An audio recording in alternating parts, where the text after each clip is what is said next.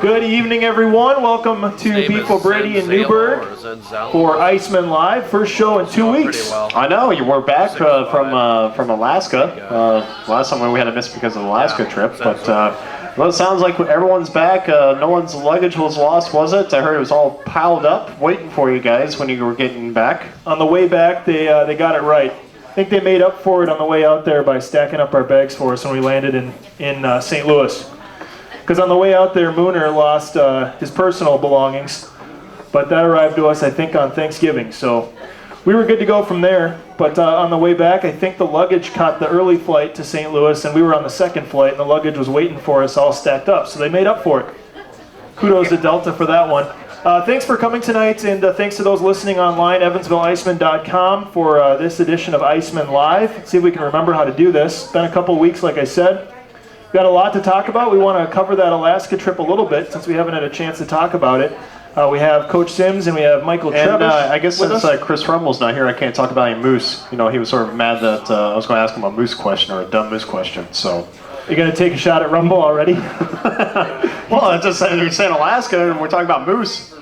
So he took a shot at you on the air last time, so I guess it's fair game. Yeah, I guess it's fair game. But that's on week one. I'm talking about his moose question. We've got another member of the defensive corps here tonight. Michael Trebish joins us for the first time. Let's hear it for Trebs. I'm actually scared he might pull my sweater over my head like last night. We'll ask him about that little Tilly last night that did not go into the books as a fight. Apparently it was a double minor for roughing. Wow, that's a roughing? So he actually got one less penalty minute added up there. He'll have to make up for it somehow, I guess, to get up to what he had in Wichita last year. But we'll catch up with Trebish. We have Coach Sims here. We'll catch up with Coach and a lot of folks that used to play for the Icemen. Where are they now? Brian will take over the FHL All-Southern League and Euros, and I have the ECHL and AHL guys tonight. And we have 5 or so random hockey stories. We promised we would do this on our show each week, is just crazy stories around the hockey world. One week, the St. Louis Blues brought a pig into the locker room. One week, an entire junior team quit on their owner when the coaches were fired. So we have a few news stories to let you know about at the end of the show.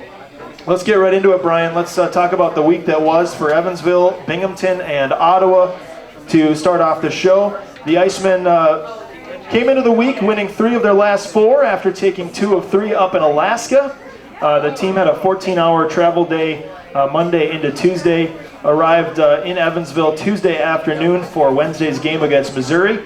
The Mavericks came into that one on a 12-game winning streak with the best record in the ECHL and won that one 3-0 at the Ford Center Wednesday. I thought it was closer than 3-0 other than a couple mistakes in that first period. That game was right there neck and neck. We struggled to get some offensive opportunities, but Missouri's a tough team. As we could tell how good that team is on the back end, and they got a couple of goals early that seemed to make it difficult in that one. Obviously, I don't make a lot of excuses, but I know we got in after that long travel day and a 3-hour time change. I know the team will never make the excuse, but being the broadcaster, I have a little bit more elusive the ability to say that I think maybe some jet lag factored into that one against a very good team. Friday was an exciting one for the fans, back and forth with Fort Wayne. 7-5 was the final. Obviously, the Comets with a couple of shorthanded goals there in the third period and an empty netter. Ended that one with a 7-5 win. That was the most goals the Icemen have scored at home this year, though, with the 5, and we repeated that on Sunday with 5 more. But Quad City came back and won yesterday 6-5 in overtime. So the Icemen had a 5-2 lead in the third, but at the disallowed goal, the Mallards scored, I think, a minute or so after the disallowed goal, and then obviously the overtime loss. Had 2.5 fights, though, yesterday. I call a half fight because Trebish wasn't given the 5 for fighting. Well, it looked like a fight to me. I thought it was a pretty good one. I thought it was maybe the best of the 3 fights. Although Fawcett landed a couple of good punches early in his fight. Who expected that one? Anybody? Right after Dunn fought, drop of the puck, and there goes the 5'7" Tyson Fawcett. I told you, he came at him like a spider monkey. Okay, I'll tell Jim So, tomorrow when he gets. That's your IceMen That he owes us a lot. notes from this past week. We have 4 games in 5 days this week. The team travels to Toledo tomorrow. We'll play the Walleye on Wednesday. Second meeting with Toledo was a pretty good battle. If you remember that second game of the year at the Ford Center, that was Back to the Future night, 2-1 game. I think their goalie, Jake Patterson, made like 40 saves in that game, but we came out and put a lot of shots on him.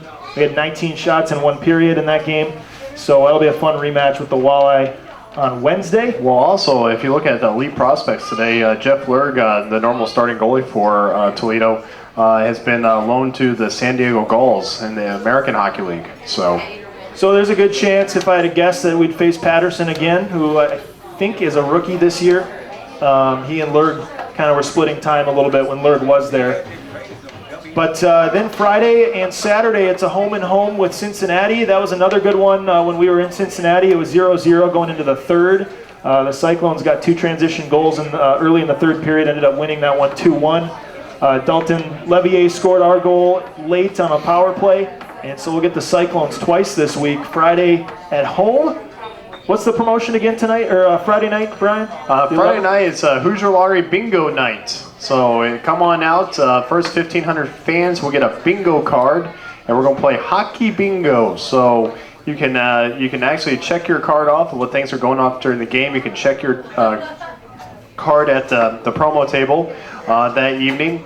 The first 100 bingos will get a prize pack from the Hoosier Lottery, and the first 5 that fill out your whole card playing bingo will get even a bigger prize pack from the Hoosier Lottery. So, and I gotta say, I'm excited for the first intermission, not because I can finally catch my breath after 20 minutes of talking nonstop, but have you ever played the game Hungry Hungry Hippos before? Anybody know of that game? You heard of it? Yeah, we're going to try that, the human version, out there on the ice. So, Sterling, are you ready? You need to redeem yourself. Hungry human hippos on the ice in the first intermission. After that tricycle race, that was pretty bad. He was claiming faulty equipment. So get your cameras out and make sure you're ready for that one, because if it's a success, it'll be very entertaining. If it's a failure, then it'll be entertaining. You can throw that up on YouTube, I'm sure. So that's Friday when we take on Cincinnati. Then it's a quick turnaround. The IceMen travel to Cincinnati to play at US Bank Arena on Saturday the 12th, and right from there go to Fort Wayne for the rematch with the Comets at Memorial Coliseum on Sunday. So we haven't been in Memorial Coliseum since the preseason, so it'll be our first chance up there to get back at the Comets. Again, pretty entertaining game on Friday. I thought it could have gone either way, and those shorthanded goals in the third were killers, obviously, but what can you do? Bounce back, and so it's a good battle with those guys. High scoring game in the preseason, if you remember. I think it was 6-5 or something like that in the preseason, and 7-5 the last time around. So a busy week. You guys are going to be very busy going on, but like I said, we got the promo on Friday. We're excited about that, and hopefully take 3 out of 4. That'd be my hopes, right? Yeah, and for the fans that want to listen to the games on the road, if you can't make it out on the road, obviously, and even at home, if you can't make it to the Ford Center, we'd love to have you Friday, but if you can't make it, EvansvilleIcemen.com, or we'll be online. The video version is on ECHL TV, and then the road games, you can head out to Bar Louie to watch those games. We'll have those up on the TVs there. So our pregame show is always 15 minutes before game time. We talk to Coach Sims before every game.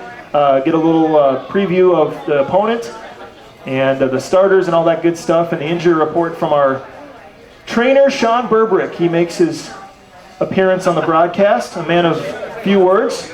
Hardy's trying to appeal that out of his contract for next year. Yeah, he doesn't want to do that anymore, but that's not surprising. He's so grumpy all the time. He's gotten better, though. He has. It's one take now. Usually the first couple games of the season, it took 3 or 4 takes to get it right. And now it's one take, and we have it good to go for the broadcast. So anyways, let's get to Binghamton. We talked about us. Let's get to Binghamton real quick. A game on Friday against Syracuse. That was a 5-1 loss up in Syracuse for the B-Sens. Chris Carlisle actually had an assist on that only goal. He's been up there since the second game of our season. He's been playing well for the B-Sens. He's actually on their top pairing.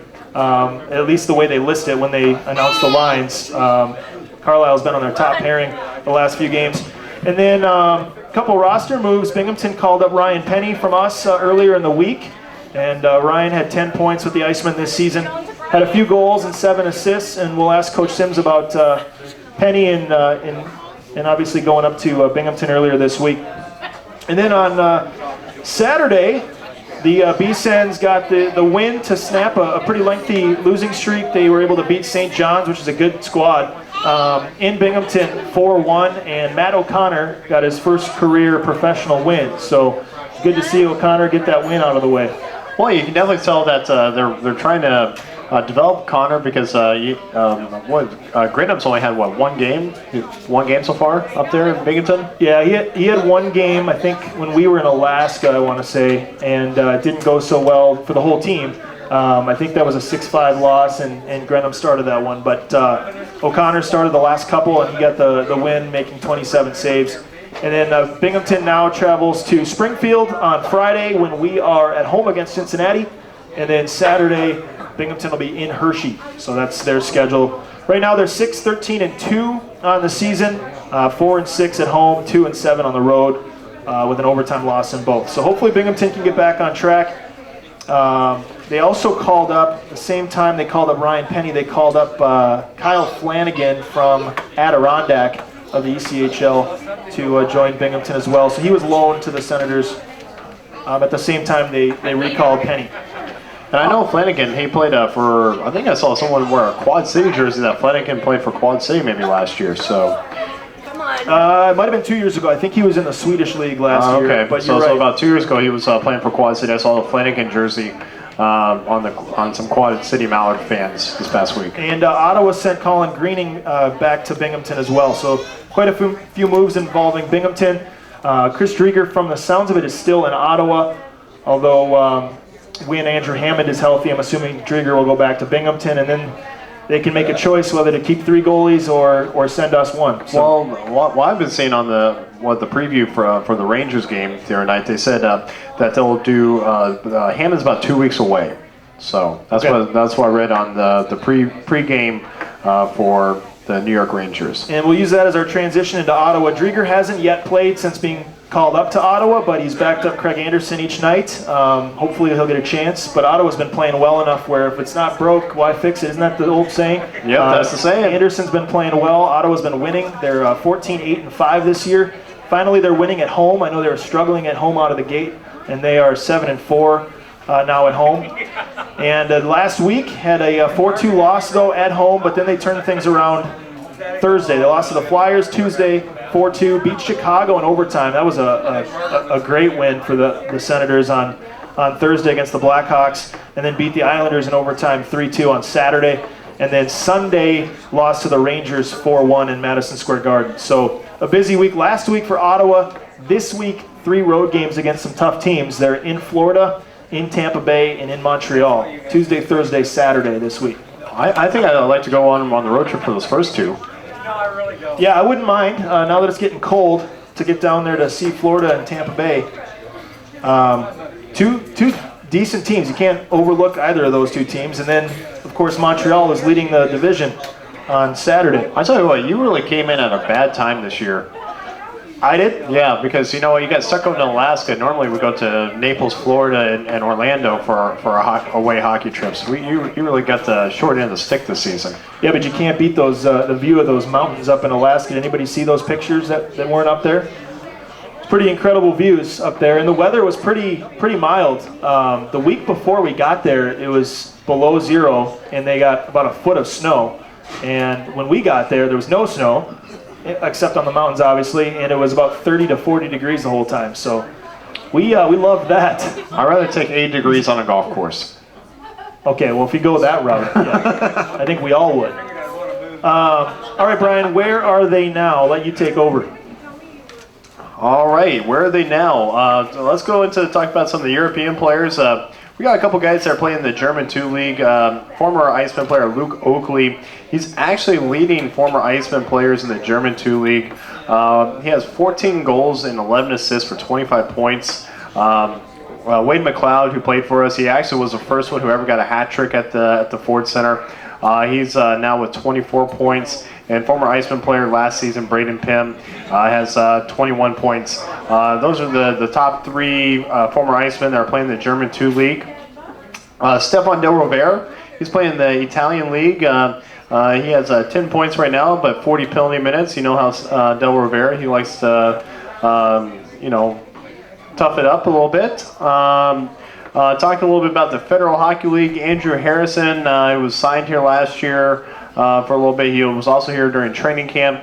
Danville's playing phenomenal hockey in the Federal Hockey League, but he has 2 goals and 5 assists right now.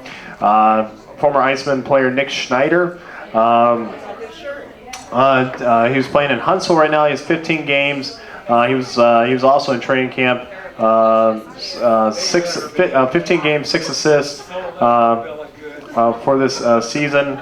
Bo Driscoll, who's actually playing in Knoxville. He's played in 16 games so far with the Knoxville Ice Bears. He has 1 goal, 3 assists. Former IceMen goaltender who was playing for Orlando this year, Rob Medor, got called up and got his first AHL win of the season. 3-1 win. 23 saves out of 24 shots. Also, other news, Curtis Martineau, former IceMen goaltender, he actually just went on loan to Fayetteville. He's been playing up in Port Huron this past year in the Federal Hockey League, but he hasn't played yet, but he's now with the Fayetteville Fire Ants. And training camp IceMen player Doug Reed, he's having a phenomenal rookie season with the Knoxville Ice Bears. Out of 18 games, has 8 goals, 6 assists, and 14 points. So Doug Reed is actually playing very good hockey down there for Knoxville. So that is my segment of the Euros and the Federal Hockey League and the SPHL former IceMen. We'll just hop through a few guys here, and then we'll get to our interviews with Coach Sims and Michael Trebish. A few in the ECHL, a few in the AHL we'll hop through for you. Starting in the AHL, Jeremy Langlois with San Jose Barracuda. 20 games played. He's got 10 points, 6 goals, 4 assists. And I think it's his first year up there in San Jose, first full season. Trent Vogelhuber, am I saying that right? Lake Erie Monsters, 16 games, 4 goals, 2 assists. In the AHL, Cody Beach with Chicago has 15 games played, couple of goals, couple assists. Brent Regner with the Portland Pirates, 20 games played, a goal and 3 assists. And then a couple Binghamton guys, Guy Lapine. We'll go right to penalty minutes because that's where that's the number that everybody's looking at. He's mean. 42 penalty minutes for Lapine in 16 games. He does have 2 assists, so we'll give him that. But Guy follows us pretty closely, I think, from up in Binghamton. Wishes us luck on a lot of our games beforehand if they're not playing. Goaltending, Chris Drieger is in the NHL right now. With Binghamton, he played 10 games, had a goals against under 3, 2.92. His save percentage was 91, and he had the better numbers out of the 2 with him and O'Connor when those 2 were there. And then Rob Medor was just called up by the Toronto Marlies from Orlando. And so he played 1 game for the Marlies, has 1.0 goals against, a 95.8 save percentage. So pretty good first appearance up there in Toronto for Rob Medor. And before that, Medor was in Orlando, as I mentioned. He played 13 games for the Solar Bears, 2.82 goals against, and a 91.5 save percentage. A couple other guys with some AHL time. Alan York. He played 1 game for the Syracuse Crunch, was sent down, didn't play very well in that game. He was actually in Greenville when we were in Greenville. But I think he's injured right now. Yeah, he is. But exactly, that's what I was going to get to. When we were in Greenville, he played the night before us. Coach Sims and I and Johan were all watching the game. And I believe he played that game. Wow, they actually let you hang out with him? Yeah. I just basically was there for moral support. I wrote down the... You must pay their bar tab or something. I may have bought him a beer. And so we got Adam Morrison the night after. But York also was struggling before he got hurt in Greenville as well.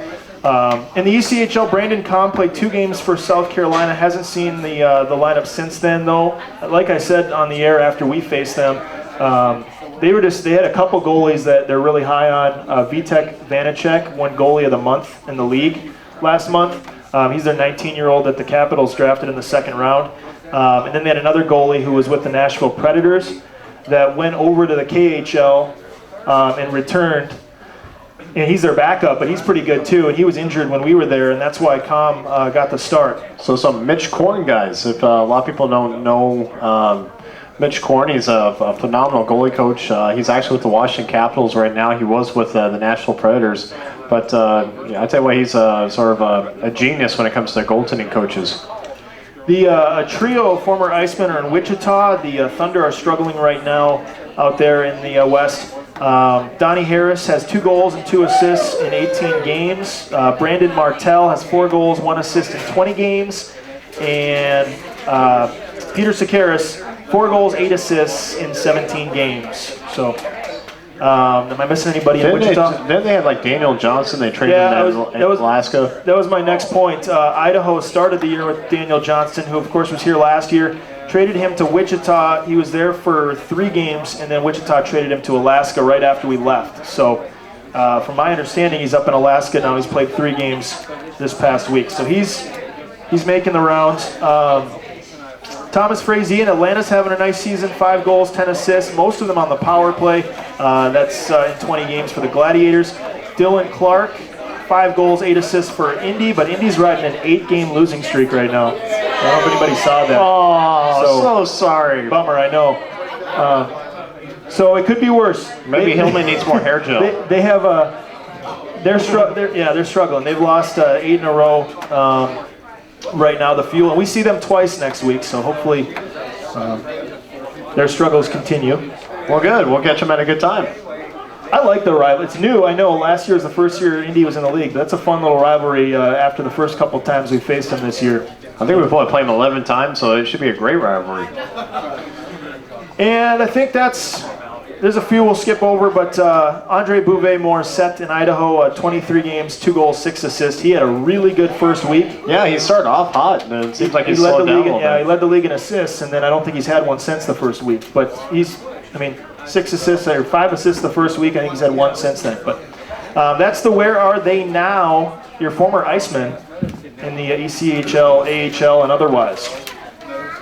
Let's bring on the coach, Al Sims. Let's hear it for Coach Sims. Yep, that's why everyone's here to see him, not us. There you go. There's your mic. Thank you, sir. Welcome. Good to have you back. Good to be here, Petey. Well, let's get right into it. We've got a lot of questions prepared. Let's first, we have to go back a little ways because we haven't talked to you in a while, and of course we haven't had a show since before Alaska. So let's go back to Alaska. The turnaround that we were hoping for, you mentioned you were pretty pleased with the way that trip went on the ice. Yeah, I think, getting 2 out of 3 wins on an Olympic-size sheet, which we have never played on, and, it seemed to help our team with our skating, especially the bigger ice surface. And, we capitalized on chances. Our power play was really good up there, and I think, it was really successful, and it's what we wanted to do, is win more than we lost. Sort of explain to the fans, other than the Olympic ice being much bigger, what are some other key things that you had to look for playing on a big surface? I think the biggest thing, Brian, is the width of the rink. It just is, huge. And the distance from the goal line to the boards behind the net is about 20 feet. So you get this huge area behind the net to make plays, and obviously if you stay wide, you can use the ice to your advantage and buy time for yourself. So we tried to, defensively protect the middle of the ice, and we tried on offense to use the width of the ice to our advantage, and it worked out pretty well. Off the ice, how did you like Alaska? You were telling me it was your first time up there in Anchorage? Well, I thought it was great. Like you said, I opened my curtains every day and saw these huge mountains, and it was 40 to 50 degrees every day, so it was a real pleasant stay, and had some fun a couple of nights after the wins, and that's what you're supposed to do. Absolutely. And then the team gets back. We have a busy week and then another busy week coming up. I know it's a quick turnaround for you guys. You guys are never ones to make excuses, but Missouri comes into town Wednesday. We just got in the day before, and And that game against the Mavericks, you and I were talking, we thought it was closer than the score indicated, just a couple of mistakes in that first period. Is that fair? Yeah, I think physically we were okay. I think mentally we were fried from the trip. And, I told the guys after the second period, I don't know about you guys, but I'm absolutely exhausted. And I'm not even playing. So it was a rough night for the guys. And, they gave a good effort against Missouri. And then we'll see Missouri quite a bit more throughout the year as well. Fort Wayne came into town Friday for the first time against your old team. And I asked you before the game how weird it is just to stand on the other bench and coach against the Comets, especially against Gary Graham, who coached with you up there for a while. Yeah, I always think I'm on the wrong side of the ice in Fort Wayne, but it's something that after 10 years kind of grows on you, and the orange and white and all that stuff. So. But now, I'm with the IceMen, and, we're still looking for our first win against Fort Wayne since I've been coaching. So hopefully that'll come about Sunday. And, we played a good game, I thought, against them. And, it was a seesaw battle back and forth, and our team responded every time we dropped by 2 goals. We made it 1, and unfortunately at the end we couldn't get the tire. But, I thought the guys put up a great effort, and scoring 5 goals. And not winning is unfortunate for us, but, it happens sometimes. Hey, you gave him 2 car washes, right? That's right, yeah, the free car wash hit twice this weekend, and I know the fans were happy about that. I made a comment on Sunday when we scored our 5th goal, because Travis mentioned that's another free car wash. And I said, just in case your car got dirty from Friday night until Sunday, now you can get it washed again. And luckily I didn't use my car wash Friday, so went in Sunday. So you're playing Fort Wayne on Sunday. You get to see your old friend Bob Chase, which he's a legend, phenomenal guy to listen to the hockey games. Is he going to get rub it in a little bit that you haven't won yet?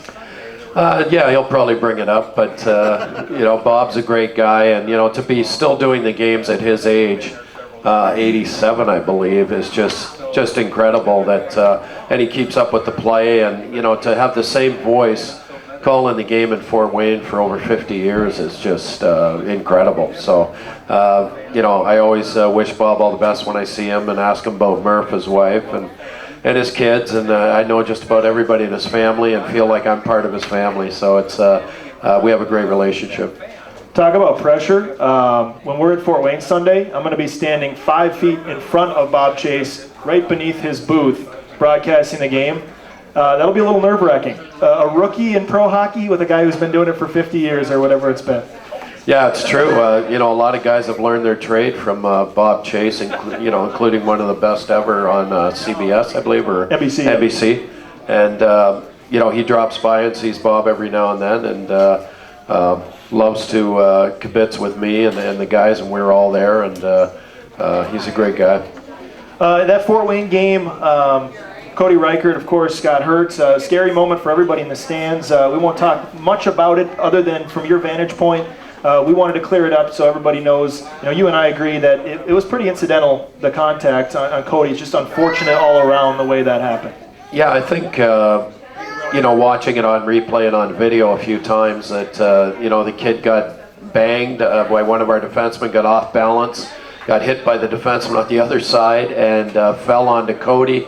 But you could tell he was trying to prevent himself from going completely on top of him. And of course our defensemen, when they see somebody on your goalie, are trying to get him off, and in the process of getting him off, pushed him into Cody, and unfortunately Cody got knocked unconscious. And whenever that happens, it's a concussion. And we unfortunately, Cody was our 5th goalie this year that we've used, and now we're looking for a 6th goalie with him hurt. Didn't Trebish give that guy the business afterwards? I think Trebish might have been in there. He usually is. So we'll say he's responsible for Cody's concussion then. That's a big weight on your shoulders. We're letting the Fort Wayne guy off the hook. I know, again, not to harp on it too much, but with Grenham getting hurt earlier this year, you had to watch Banksburg hunch over and wheeling, and knowing he left the ice, you've shuffled. It's been a goaltending carousel is the word you used. First reaction when you saw him face down, and he wasn't moving for several minutes when Sean ran out there, was oh crap. Yeah, I was hoping that he had not got concussed, obviously, and could continue to play. But he did go out, and unfortunately, it takes a week from the time you have no symptoms, and we haven't reached that point yet with him. So it's just one thing after another with our goaltenders, and it's tough sledding because. The team plays well, puts up 5 goals, and you give up 6 or 7. It's really disheartening for the guys, and nobody feels worse about it than Asmundsson or Cody or whoever's in net at the time, and they're trying their best, and hopefully we get Bensberg back or Greenham back this week or next. Well, that was my next question going on to what is the deadline for Bensberg, because he's coming off the IR here pretty shortly, isn't he? Yeah, he is, and he'll stay on until he's able to play, but he is going to go in full uniform tomorrow in practice and just see how he feels, and then we'll go from there. But, it's unfortunate because Christopher was really playing well at the time, and, I could see, great things happening for our team just with him in goal. So, with him and Greenham, should he return, we'd have probably to go from a weak goaltending situation right now to one of the strongest in the league, I would think, with those 2 guys. We're one of 4 teams in the league that have used 5 goalies this year: Utah, Reading, Greenville, the other 3. Let's talk for a minute about the fact that early in the season it was great goaltending and just we weren't able to score. Now it's the opposite, where we're scoring and we're struggling to keep the puck out of the net. When we pull it all together, have you seen this team's potential? No, I think Alaska was a good snapshot of what we're capable of, and winning 4-2 and winning the other game. I think we're scoring goals now, and I think that's a big part of winning. And we can get to 4 or 5 a night, we should win. And I believe with good goaltending, those goals will hold up. Here's another question. Your son Jordan, he's been on fire lately. Did you threaten to take his Xbox away or something like that to get him to start playing better? Yeah, that's a good one, but unfortunately, he did it all on his own. So, but it's nice to see him, come alive offensively. He was a top scorer at UConn for 4 years and had over 100 points in his college career, and he's starting to show now. I think he's feeling comfortable with his teammates and his role on the team, and I've always harped on him about defense, and you can see by his plus minus that he really cares about that number, and he's starting to score now as well, which is great. I think it's safe to say, you mentioned it's kind of a lose-lose situation, because if you play him, it's almost, everyone says you're favoring Jordan, and if you don't play him, you're too hard on him, and he's really earned his spot in this lineup with the way he's played, leading the team in plus-minus, and he's played well with Justin McDonald, Nathan Moon on that line that you seem to go with in big moments. Yeah, I think they have some chemistry, and they're a line I can trust out there. They don't get scored on very often, and at the end of games I can put them out there, but Mac and Mooner have really gelled, and with Jordan finishing now around the net a little bit, the line is kind of a second, third line role, but they've been scoring like a first line lately. Well, that's another thing to come to is it seems like Justin McDonald has finally found his niche again. What do you think is probably wrong about it, or do you think it just took time for him to find it again? Yeah, I think Justin's a real confidence guy. When he's confident, everything's going in for him, and he doesn't need many chances. And he was really struggling at the start of the year. I mean, he was missing breakaways, which I'd never seen him miss, and missing wide open opportunities. And once that first one went in, it seemed to relax him, and I think he got some chemistry going with his line mates, and he knows where to go for Moon, and Moon knows where to go for him, and they seem to feed off each other. And it's been nice to see him rise up in the scoring, and I think he's second to Dalton now in points. So. He's really come on lately. That brings up kind of a hypothetical question. We were 2 minutes and 10 seconds from our first shootout of the year. We haven't been there yet. I'm sure you've given it a little bit of thought at least, and you've seen these guys in practice situations in the shootout. Is Mac one of those guys you would throw into a shootout? Have you given that thought of who those guys would be? Yeah, I think Dalton's definitely one of the guys that we'd use, or as well as Mac, which we were talking about, but Dalton LeVay is one of those guys that doesn't need a lot of opportunities to put the puck in the net either, and I think those would definitely be 2 of our 3 shooters, and we've done shootouts in practice, so we get to see the guys every day shoot, and sometimes it's luck that you pick the right guy, and sometimes it's because you see him in practice scoring all the time. So we try to put both into effect when we're picking those guys. Early this week, Binghamton called you up and said, we need a guy, and you've seen these guys play for some time and pretty much had a choice to make. Ryan Penny was the guy that you said was the most ready to go back to Binghamton. Was that an easy decision for you, or were there a few guys that you had to consider when making that call? No, I think Ryan, deserved it. He's been at the top of our point scoring most of the year. He's a big guy. He's physical. He always gets 5 or 6 takeouts a night. He blocks shots. He can kill penalties, win face-offs, play the wing, play center. He can do a lot of things, and they're looking for a third, fourth line guy, and I think Ryan, fit the bill for that. I think he can do a little bit of everything, and last night I think he had 4 shots on goal, which is great for a kid coming from our league to their league. Dalton Levier has had a good start to his year, and he's putting the puck in the net on a regular basis now, especially I think ever since the Wheeling road trip was when he really caught fire. Is he a guy that can eventually make his way back up the ranks? He was a first-round pick several years ago. Obviously, he's 25 now. He played in France last year.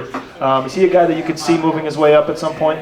Yeah, I definitely think if Binghamton's looking for scoring, that Dalton's the guy to go. He's got great speed, great vision, and he seems to be jolly on the spot. He's always in the right place where the puck is, and finishes around the net quite a bit. And he's got a sneaky shot, and he seems to find a way to get a goal almost every night now. And it's great to see, and I think you're going to see him get an opportunity at that level before the year's out. I feel like something's changed with Dalton. You're good. Hello? Okay. Wow. Okay. Jinxed. I'm jinxed. I feel like with Dalton, watching him here 2 years ago and seeing his progression now, I feel like there's something has changed with him. Just seems like is there's more confidence, or is there something that you maybe have done that sort of helped him in that role? Because it seems like he's scoring more. He just feels comfortable this season. Just something different. Yeah, I agree with you, Brian. I think a confident player is the way Dalton's playing right now, and McDonald's playing, and I think once you get a few points on the board, you do things that come naturally to you.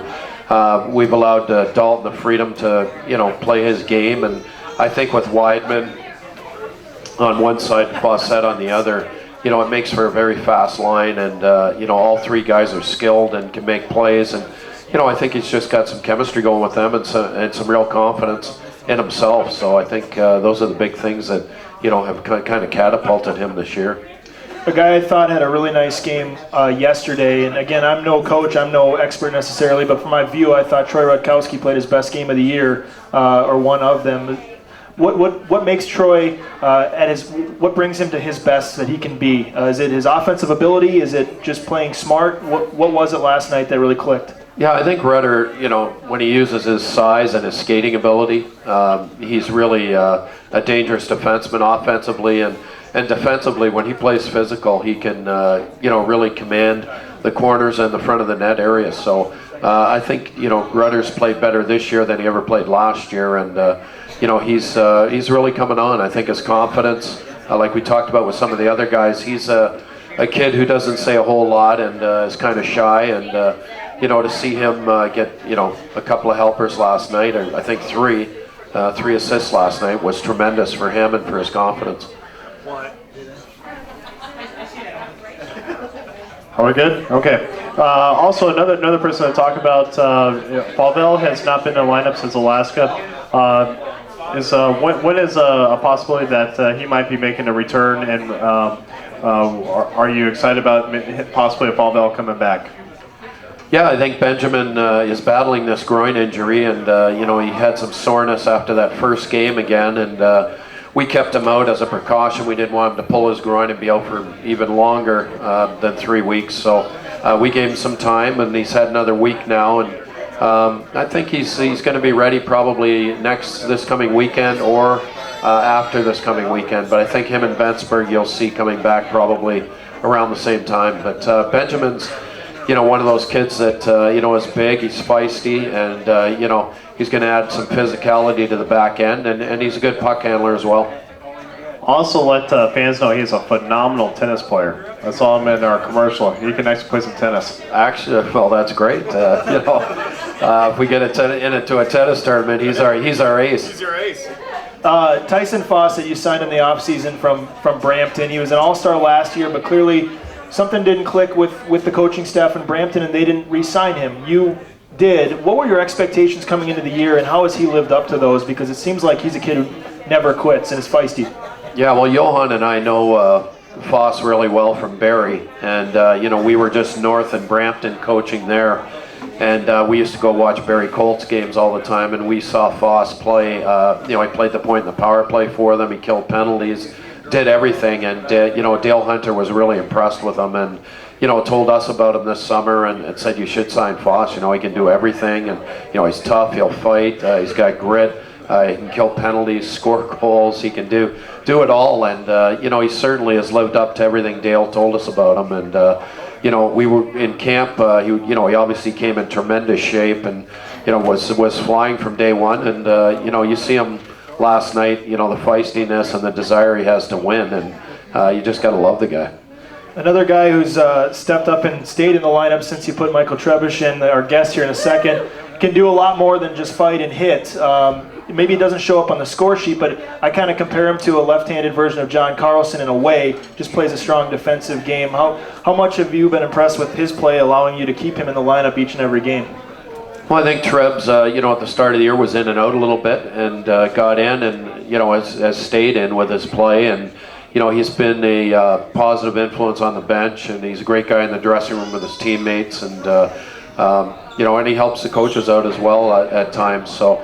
I think him and Humphreys have got some chemistry going there, and his play has been one of the reasons that we won 2 out of 3 in Alaska and 3 out of the last 5 games. So you got 4 games coming up. Any changes or anything like that you feel like you need to make coming up this week?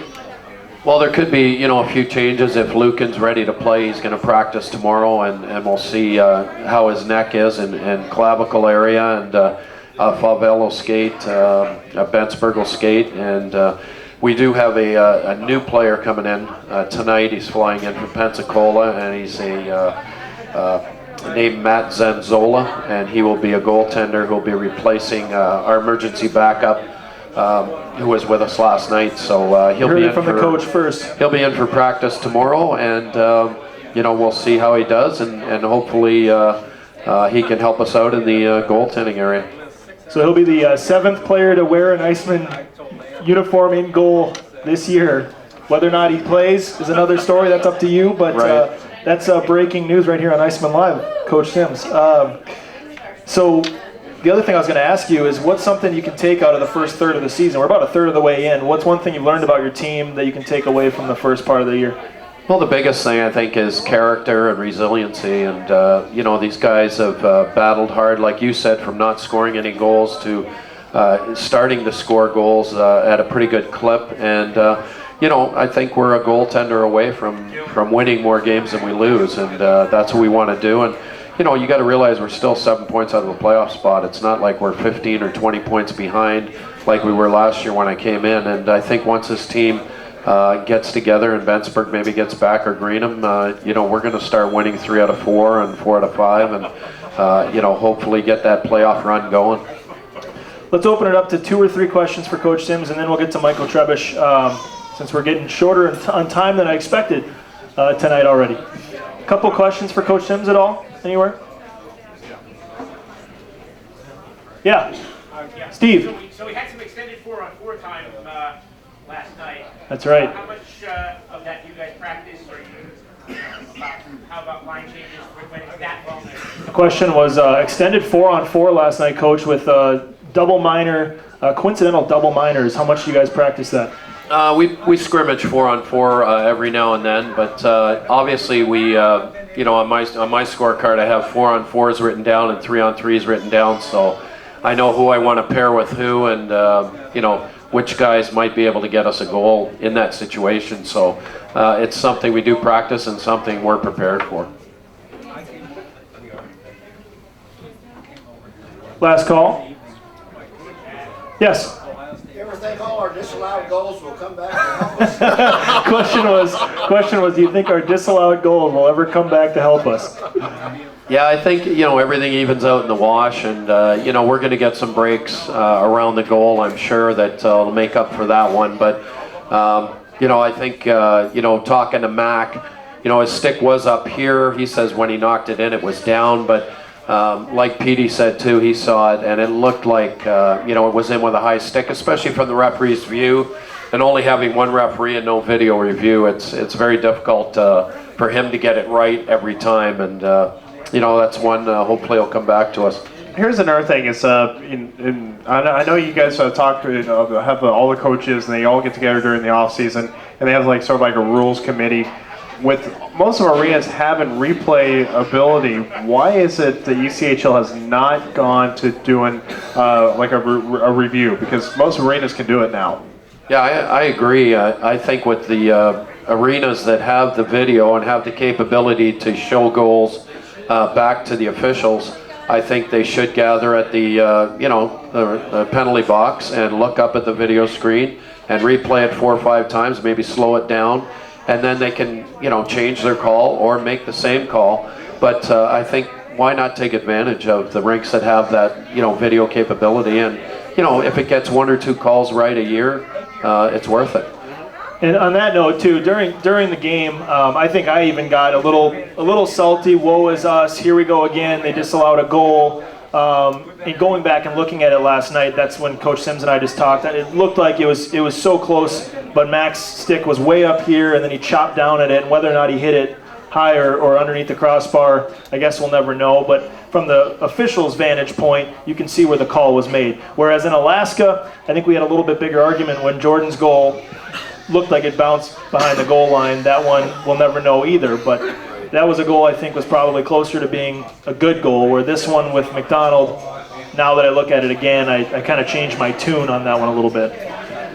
Let's get one more for Coach Sims if we have one, and then we'll get to Michael Trebish. Is that it?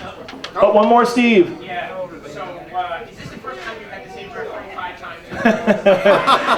Peter Tenaris has reffed 5 of our games in a row. He was not on the crew, though, last night, but have you had... Yeah, we were, when I got out there for the start of the game on Wednesday, I just couldn't believe it was the same guy again. I just, asked him if he was following us, and he says, well, the league has me following you right now. So, but obviously he knew our players very well at that point, and we knew him very well. So it was probably sometimes a blessing, because you know how the game's going to be called when you have the same guy that many times. Everybody's on a first-name basis at that point. Yeah, exactly. Well, Al, thanks for doing this, and thanks for coming on the show. Let's draw for a prize. All right.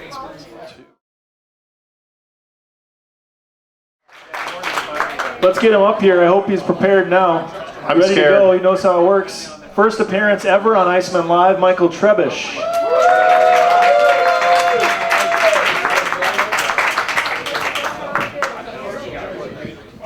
How's it going? Not too bad, man. You? It's going good. Michael Trebish with us here, defenseman for your Evansville IceMen. First year in Evansville. You played in Wichita last year. What's the biggest difference so far? And these are kind of concert microphones, so we have to hold them real close. There we go. Right, like this. Yep. Like you're a rock star.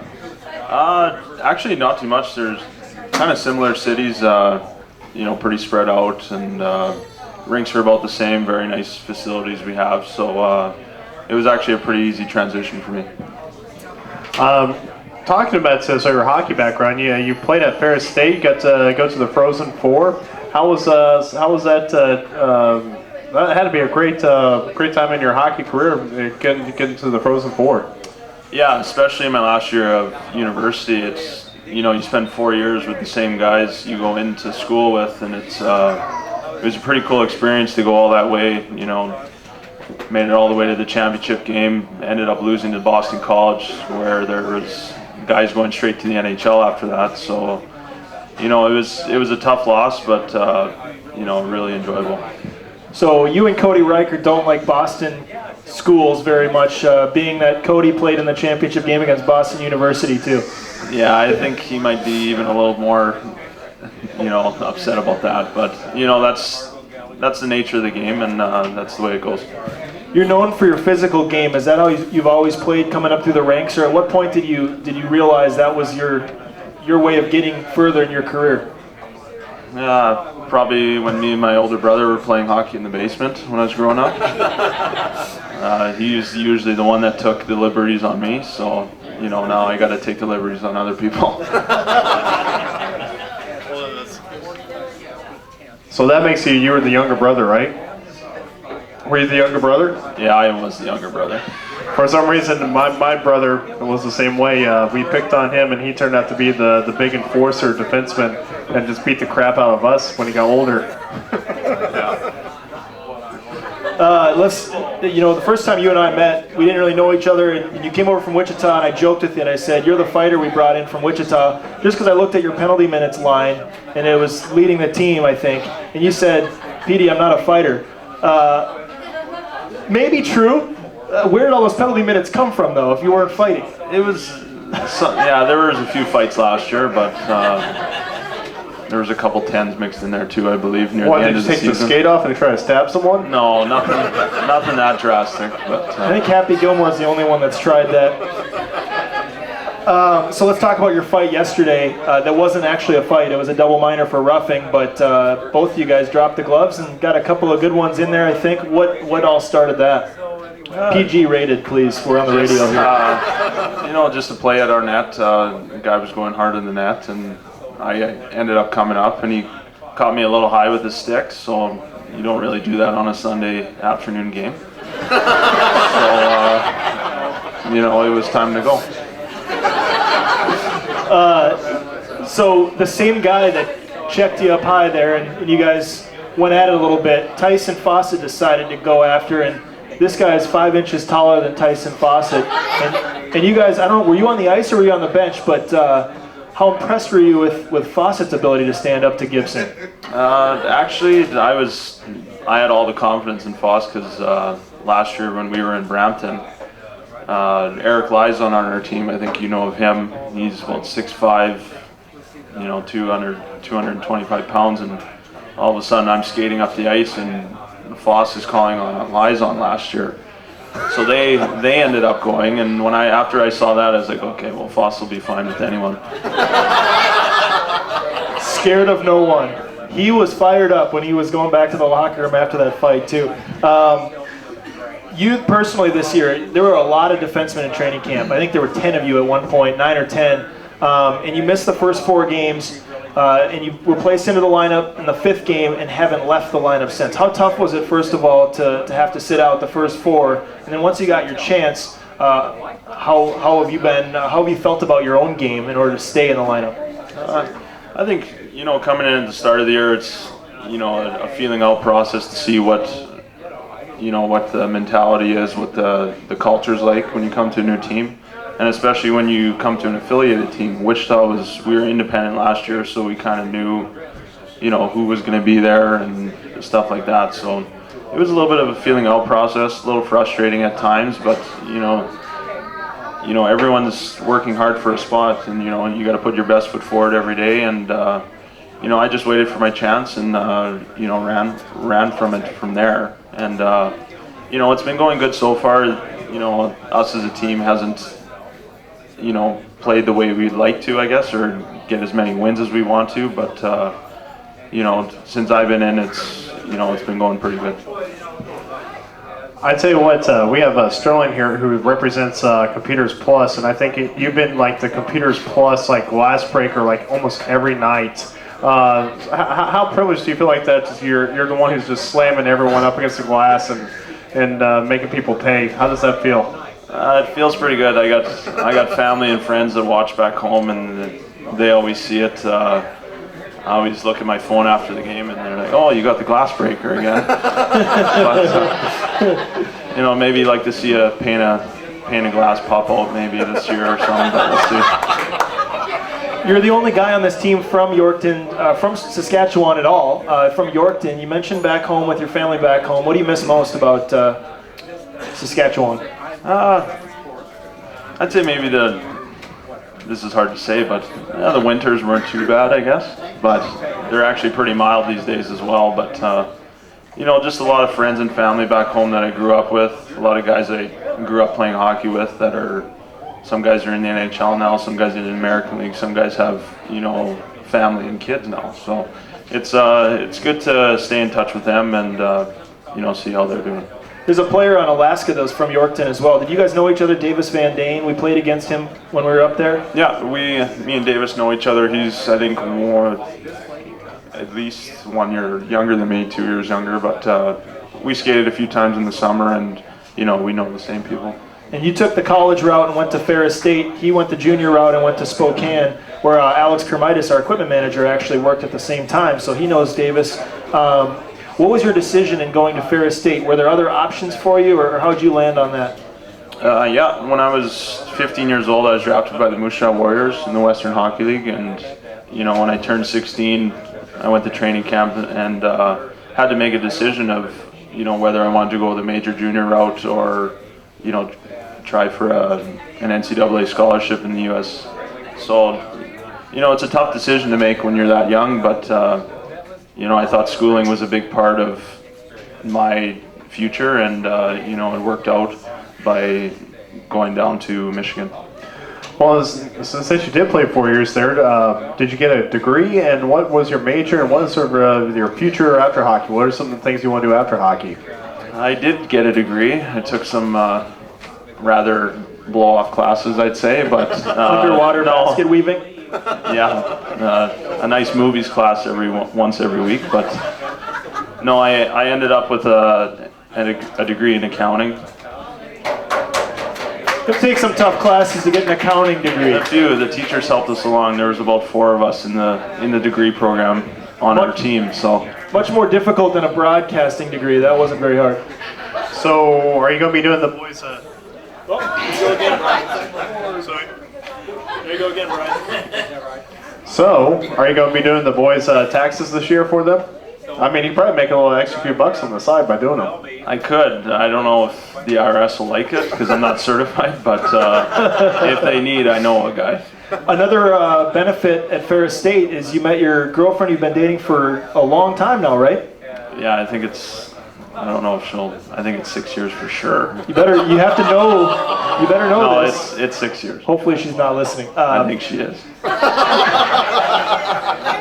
Her and her family have shown up to a lot of our games at home or on the road. What does it mean to have their support? I mean, you have your family's support, but also her family's support. I think, 11 people showed up to our preseason games in Fort Wayne, something like that? Yeah, I think there was 11 or 12. I think I asked you for 14 tickets, but I think 11, made the trip down from Grand Rapids. And once again in Kalamazoo, they came down because it's pretty short from there. But it's great to have them. I know it's... they're behind me 100%. They support me with everything, and and my family's far from here, but my dad's always watching. He watches every game that he can, and my brother always seems to send a text and always has the coaching tips for me. You've got a good friendship with Jarrett Lukin. It seems like you guys have a pretty good bond. Where does that come from, and when did that start? Actually, when I showed up at my apartment, Johan, we're roommates. Oh, there we go, you're roommates. Johan texted me, and I was coming into town, and he said, "Kate, well, you're rooming with Luke," and I was like, "Okay, well," and I recognized him. We played against each other in the Central Hockey League, so I knew of him, but not about him, and we had a few friends in common. A few guys I played with in Arizona, also in Denver. Guys from Calgary that he grew up with, so he got word of me, and I guess he wanted to be my roommate, so he set it up. Speaking of the Central Hockey League a little bit, you spent some time in Bloomington where our former COO, or the current COO, current COO, poor Jim's probably having a heart attack. He's probably listening to us now and go, what? Current COO used to work at in Bloomington. You started out your career with the Bloomington Blaze. Great little hockey market, but I tell you what, though, what I really want to ask you is about the Denver Cutthroats, because I heard a lot of great stories about that organization. Just sort of a bummer that they had to fold, but it seemed like a lot of great things happened up there in Denver. Yeah, I mean, unbelievable spot. They had us right downtown, and you know, it's a great city. There's tons going on. They have, I think, 4 professional sports teams there, so there's a lot going on, and you know, the mountains are right there. You get up, you look to the west, and the mountains are there. But and obviously, being affiliated with the Avalanche, there's the up and down effect that comes with them. So, you know, it was nice to play for Denver because the Avs were right there, and you know, they could just drive down the road to watch us. Now, did you get to play with former IceMen player Steve McWay up there? And we were together in Bloomington for my rookie season. So how was McWay? He taught me a few things. McWay's a little fan favorite here. He liked to mix it up whenever he could. So did you learn a little bit from him? Yeah, a little bit on the ice, a little bit off the ice, but no, Mac's a good guy. We got along well, and yeah, it was good to be able to play with him. The warm-up music has been a topic of conversation in the locker room. It's maybe not what you guys would prefer, but I know you always have your headphones on. And what are some of the music you like to listen to? Favorite bands, favorite singers? Every time I see you, you have your headphones on. I know that's just part of my pregame thing. It's kind of, you know, I kind of want to shut myself out for a little bit, just kind of get ready, you know, in my own aspect. But you know, sometimes it's techno, sometimes it's hard rock, stuff like that. But I mean, if they don't start turning up the music in warm-ups there, I might have to come out with my headphones on. Who are some of the toughest guys on this team? Because you're a tough guy, but if you couldn't choose yourself, maybe toughest pound for pound player on this team, who would it be? Well, I'd have to say Dunner's probably up there for sure. He's just a young kid, and you know, he's got so much energy that he doesn't even know what to do with. So there's even that fight last night. I think they went for at least a minute. And yeah, it was a long fight. And he comes off, he's like, "I'm so tired," in his French accent there. But no, I'd say either him, and then obviously pound for pound, I'd say Foss probably ranks up there. That fight, by the way, I don't think I've called a fight in my broadcast career that was that long, and it sounded like a broken record. It was like another right by Dunn, another right by Dunn, now left by Dunn, and it just kept going on and on and on, and it was almost probably boring to the listeners, but that was a long fight, and then. And I think you can tell because he didn't even celly after, so I think he was tired. Yeah, he was a little. Normally he does celly, that's right. After his fights, he did not that time. Who were some of the funniest guys on the team this year? Lukey's pretty funny. That's 2 for Lukin, so that surprised me a little bit. Mooner's the silent, you know, kind of funny. But, sarcastic funny? Yeah, he'll drop his line in there once in a while, but I'd say those 2. Guptill, is he the biggest trash talker on this team? Guptill, yes, does not stop. And I'd say he probably ranks up there as funny too, but he likes to get under guys' skin and, you know, start to get them going. Who's maybe the most talented at something other than hockey on the team? Do you know anybody that's got a special talent on this roster that maybe not a lot of people know about? You can think of off the top of your head? I'm putting you on the spot here. Well, I know that probably right now as we speak, Dalton Levier's in his room playing Call of Duty right now. Levier's good at Call of Duty? Yeah, when he's not scoring goals, he's shooting other people.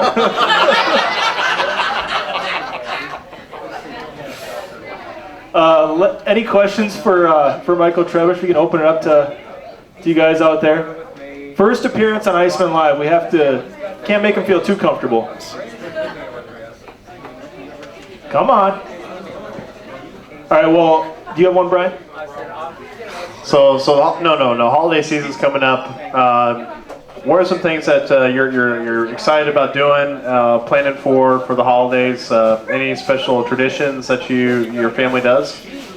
Not really traditions. You know, family just likes to get together, but been looking at flights and stuff, and hi. And it's looking like I might not make it home for Christmas this year, but you know, it's also good that my girlfriend's only 6 hours away with her family, so I think I'm going to go up there and, you know, spend time with them and then make the lonely trek back on Christmas Day. Just in case she's listening, you don't have to say what you're getting her, but have you picked out her gift already? I think I have 1/3 of it. That was a 3-part gift. She's a lucky gal, sounds like. What are you going to be getting anything else in return? Well, I'm putting the pressure on her now if she's listening on EvansvilleIcemen.com. No, Buy Michael a gift. She spoils me pretty good, so it's you know, I try to keep pace with her. I mean, if she's listening, we can sort of talk to her about your Christmas list. You know, sort of, you know, roll it out for her. Is there a guest phone call coming, or? I wish we had that capability, but Travis isn't here. Unfortunately, he's got an upper body injury. He's out for the night. No, he was a little under the weather, so he couldn't make it tonight. But we call it an upper body. Yeah, see what I did there? But we're apparently an invisible person is filming us tonight, so we'll put it up on our Facebook after the show. One thing I wanted to ask you before we let you go, Treb, if there was any advice you could give to a young kid striving to make it in hockey, and whether or not it's play at the college level or even in high school or juniors, or to make it to the pro level, what advice would you have for those guys? I think just, you know, work hard every day. Come to the, you know, obviously the rink with an open mind, and you know, listen to your coaches. You know, they're always there to help you, and that's basically the main thing. I know hard work is probably the main thing, and you know, the sooner you learn to work hard every day, the easier it is. And last question for you from our end, I think. Coach Sims has been coaching longer than you've been alive. What's one thing he's taught you since you came here? He's been coaching since 1989. And what's the one thing you've learned from him that maybe you'd never learned before in your career? Again, I'm putting you on the spot. No, here. it's he told me something last night, but I can't remember. Because I was a little upset after that shift. But basically, just, you know, it's all about consistency. Not only from him, but past coaches I've had. Is the biggest thing with a season like this, that it's so long. You're coming to the rink every day. Is the biggest thing is consistency. So you got Toledo coming up, you got Cincinnati, got Fort Wayne. Got any special playmates coming up that you need to talk to? Yeah, I got a buddy in, actually my college roommate he's down in Toledo right now, Scott Zarnhausen. I lived 3 years with him at college, so we got a pretty good relationship. We don't really see each other on the ice because we're both D-man, but Thanks for the help on the pronunciation too, by the way. Zarnhausen? Yeah, Zarnhausen. Perfect. That's not the way the Toledo guys pronounce it. Zarnhausen? Yeah. Yeah, that's wrong. I'll have to get a hold of their broadcaster and let him know, I guess. He's been around a lot longer than I have, so I don't know if that'll go over so well.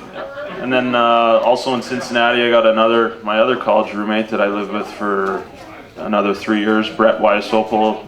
He's out right now. I think he might be back, but he was hurt at the start of the year here. So we keep in touch. I'll probably send him a text to see if he's playing or not. Actually, I was more meaning like you want to really give the fisticuffs to. Well, and that brings up another point. I also got a lot of other college guys, 3 other college guys in Fort Wayne that are playing. Nagel, the goalie, Embach, their top scorer, and Garrett Thompson. So there was a few liberties taken on Friday night, but we'll see how the games go this week, and it might have to happen again. That reminds me of Slapshot. I'm putting a personal bounty. Well, Mr. Trebish, thanks for coming on the show. We appreciate it. It's great having you, and we'll draw for a prize here before I let you go.